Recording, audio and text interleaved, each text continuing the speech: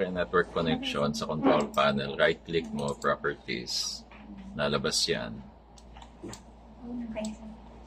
Tapos, TCP v4 properties. Make sure obtain lang yan. No.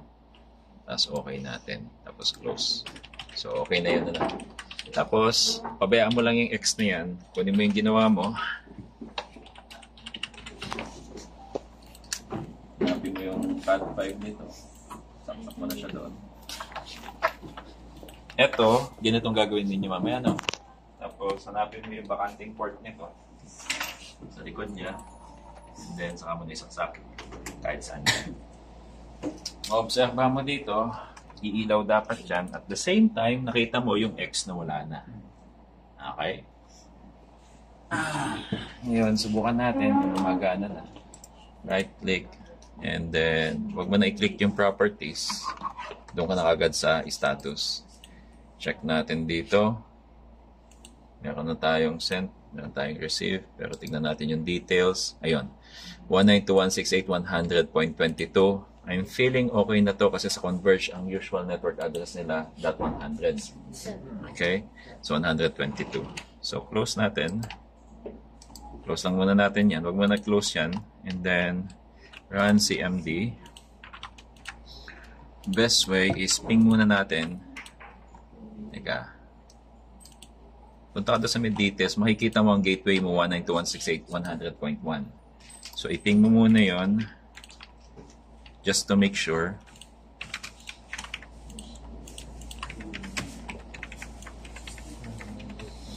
Okay, meron siyang response. Si 100.1, ito yun. Itong switch, itong router natin. Wala nang iba. Next, ping natin si google.com. Okay, meron na tayong response. Connected na itong computer dun sa switch. Yung switch connected dun sa router. Dahil dun sa 100.1. Connected din itong router sa internet dahil kay google.com. Ngayon, punta ngayon tayo kay browser.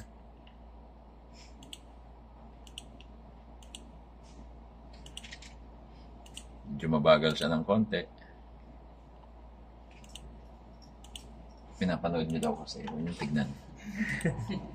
Ayun, meron na siyang internet.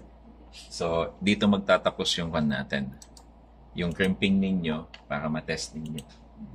Okay, yung setup na yan. Okay na tayo.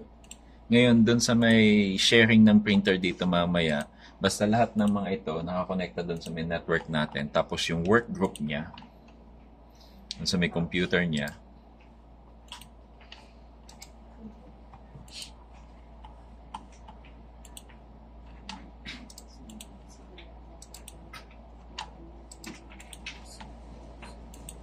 tayo lang natin dito. By default, yung Windows nakalagay yan sa specific work group, which is work group ang pangalan niya. So, lalabas na yan dito. May lalabas yan na isa sa kanila.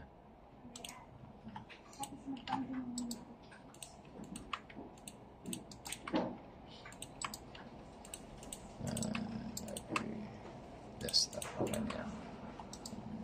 Okay. Check din natin dun sa MediaX diag. Yes mo lang yan. Yan. So, makikita mo dito yung specs ng ninyo, ng computer ninyo. Yan. Pwede mo na close yan.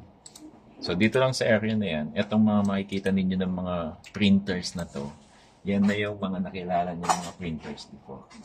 So, hanapin mo lang dyan dito yung printer nito. For example, Brother Printer. DCP T720DW. Mukhang ito yun, no? Ito ba yun? Subukan natin. Nag-check siya eh. So, malamang yan yun. So, right-click natin.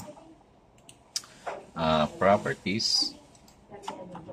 Tapos, check natin dyan. Mukhang okay naman. Pero sabi yan, available eh.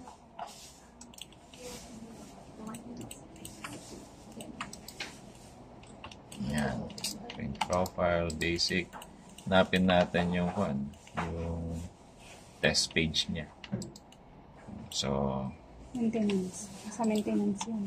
sa my maintenance. Oo. Subukan lang natin dito. Print na natin yan. Halimbawa, o yun, meron na dito eh. Oh. Print natin.